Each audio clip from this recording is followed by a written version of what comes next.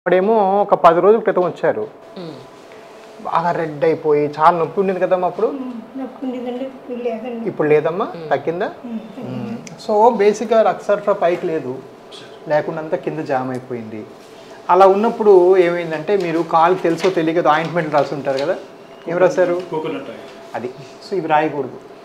So దానివల్ల ఏమైంది, అప్పుడు తమరికి వైట్ కౌంట్ తెల్ల రక్త కణాల సంఖ్య 9వ తారీఖున 13,000 అయిపోయింది. అది కాస్త మనం ఈ మందులు ఇచ్చి ఏదో కష్టపడి చాలా బలమైన మందులు ఇచ్చి ఈ 10 రోజుల్లో వాటిని 8,000 తీసుకొచ్చాం. 12,000 నుంచి 8,000కి వచ్చాయి. ఇది బట్ అది just beginning of the problem. ఏంటి, రక్తం సరిగా సరఫరా అవ్వక కాలు నల్లబడిపోయి దానికి తెలుసో తెలియకో ఆయింట్మెంట్లో లేదా కొబ్బరి నూనె రాయటం వల్ల వచ్చిన ఇన్ఫెక్షన్ని మాత్రమే తగ్గించాం. ఆ వెనకుండే సర్క్యులేటరీ ప్రాబ్లం తగ్గిలా, అది తగ్గిన ఇప్పుడు సెకండ్ స్టెప్ మనకి. ఓకే, అది తగ్గడానికి ఏం చేస్తామంటే ఈ కాలు భాగంలో చిన్న సూది పెట్టి అప్పుడు చెప్పినట్టుగా లేజర్ ఆపరేషన్ చేస్తాం. దానికి మీరు మోరల్లెస్ రెడీ అండి. ఓకే, అంత నార్మల్కి వచ్చేసింది. ఒక్క బిఎన్పి రిపోర్ట్ పట్టుకొని రేపు ఎల్లుండి అక్కడికి వచ్చేస్తే అక్కడ చేసేద్దాం. కొంచెం వయసు ఎక్కువ ఉన్న వాళ్ళకి నేను జూబ్లీస్లో ప్రిఫర్ చేస్తాను, ఇక్కడ ప్రిఫర్ చేయండి, అక్కడే ఉంటుంది, అక్కడికి వచ్చేసేయండి, సరేనా? సో ఈ ఫస్ట్ హాఫ్ అంతా మన మేజర్ ప్రాబ్లం గట్టెక్కింది. కానీ ఇప్పుడు ఈ చేసే ప్రొసీజర్ ఇలా ఫ్యూచర్లో రాకుండా ఉంటాను. ఇదంతా అయిన తర్వాత ఆల్రెడీ ఏర్పడి నలుపుకోవడానికి మీకు ఏడాది పడుతుంది. ఓకే,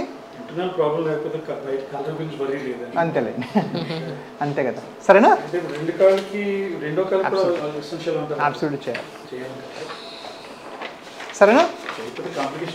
వస్తు చాలా ఉంటాయి, ఇంకా చాలా, ఇది నథింగ్, లక్కీ మనం, సరేనా?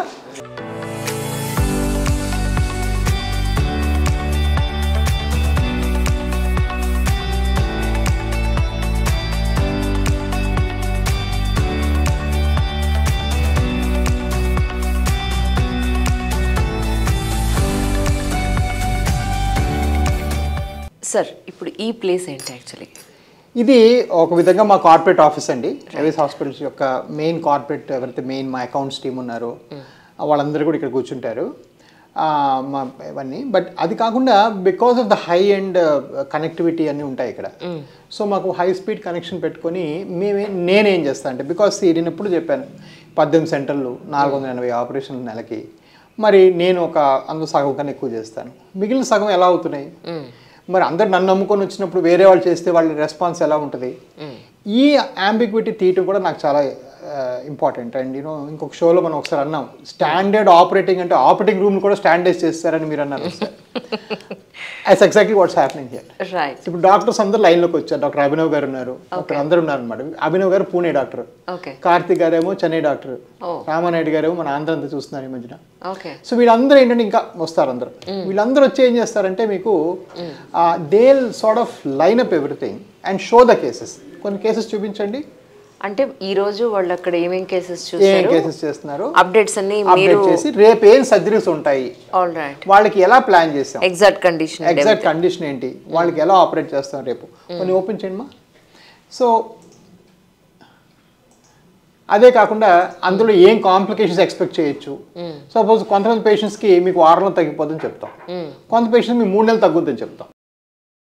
సో ఫర్ ఎగ్జాంపుల్ ఈ ఇమేజ్లో నేను యాక్చువల్గా స్టెంట్ వేసాను. ఈ లైన్ స్టెంట్ అనమాట, ఈ పడిన లైన్. ఇది ఎలా పనిచేస్తుంది, ఓకే, ఇది ఎలా బ్లాక్ ఎలా క్లియర్ చేస్తాం. కొంతవరకు అకాడమిక్ డిస్కషన్ కూడా, అంటే ఎవరు ఇంప్రూవ్మెంట్స్ ఎలా వచ్చినాయని.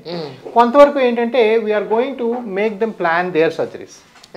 సో పేషెంట్ ఫర్ ఎగ్జాంపుల్ బాగా నల్లగా మనం చూసిన పొద్దున్న పేషెంట్కి ఏడాది దాకా పట్టవచ్చు. సో వాళ్ళకి ఒక 10 నిమిషాలు అంటే 1 వీక్లో తగ్గిపోవడానికి ఒకలా చెప్పలేము. సో ఆ కౌన్సిలింగ్ కూడా మారాలి. అది మార్చడం కోసం అవన్నీ చేస్తాం అనమాట. So the way we talk to patient, everything changes based on hour discussions. ఈ డిస్కషన్ చాలా important. And so all 18 centres వాళ్ళు కూడా వాళ్ళు ఆపరేట్ చేయకముందు రాజా గారికి చూపించాలి. చూపించడానికి రేపు ఆదివారం కాబట్టి అంతమంది రాలా, లేకపోతే 15 మంది వస్తారు. వాడు వచ్చి అందరూ చెప్తారు నా ప్రాబ్లం ఇది, నా పలానా పేషెంట్ ఈ ప్రాబ్లం అన్హ్యాపీగా ఉన్నారు. But of patient quality of course కాకుండా మా అకౌంట్స్ టీమ్ అంతా ఇక్కడ కూర్చుంటారు, బట్ అది more out of that. Okay, so this is something. So morning నుంచి what sort differentiated and try to explain ఏంటంటే, ఒకటి ఇప్పుడు మా ప్రొఫెషనల్ ఫీజు చూసారంటే 250 రూపాయలు చేస్తాం.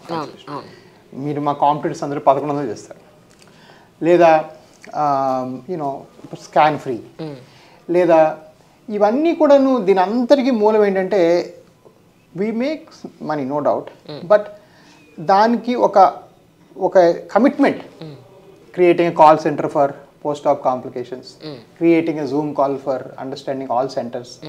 ఇవన్నీ కూడా అంటే నాకు వెరికోస్ దీనికి ఏం ఫీజులు ఇవ్వరు ఎవరు కూడా. ఇది నా క్వాలిటీ, ఆ బ్రాండ్, ఆ ఎబిలిటీ, అవన్నీ. సో మార్నింగ్ నుంచి నేను ఇంప్రెస్ చేస్తున్నవి ఇవన్నమాట. సో ఇంత పెద్ద వ్యవస్థ ఇన్ని ఆస్పెక్ట్స్ ఎస్టాబ్లిష్ చేసి ఇలా కష్టపడితేనే ఇలాంటి సిస్టమ్ ఈరోజు ఏర్పడుతుంది. It's brand. మీరు ఈ డాట్స్ మానలేదండి, నా సర్జరీస్ అండి బాబు.